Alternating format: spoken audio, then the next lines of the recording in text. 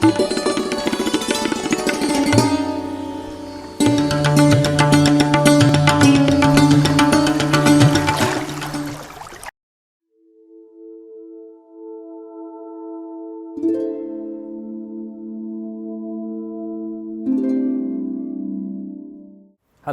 and welcome to the fifth episode in our series on psychological problems in traumatic brain injury. In the previous episodes, we listed the number of psychological problems that the TBI patients face and dealt in detail with the cognitive problems, emotional problems and behavioral problems that they exhibit. In the previous episode, we actually looked into details of how we can help the patient cope or deal with these psychological problems. So, the next question is, how can the caregivers or the family members of the patients be trained to help patients deal with these psychological problems? Come, let us meet the expert and ask these questions.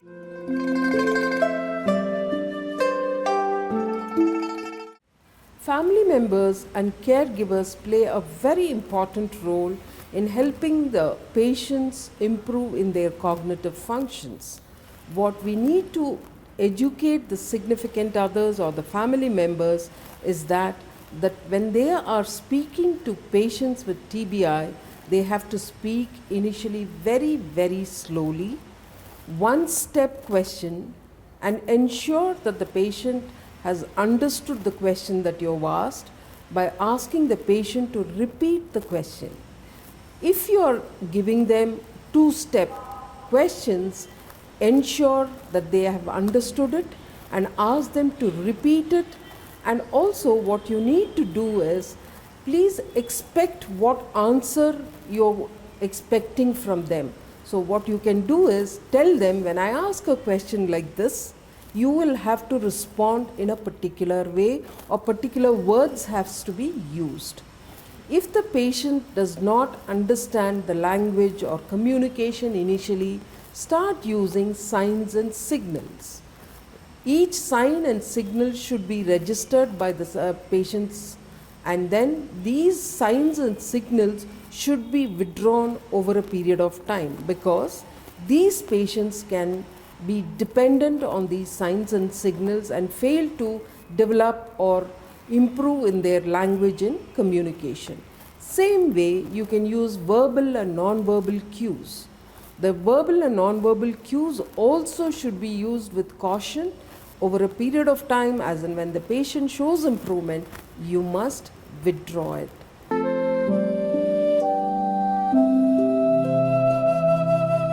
Family members and caregivers cope with cognitive problems better than the emotional problems.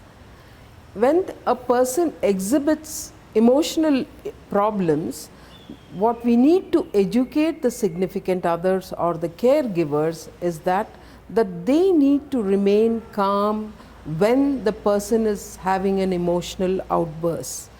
They should not be interfering or calming them down or talking to them during their emotional outbursts.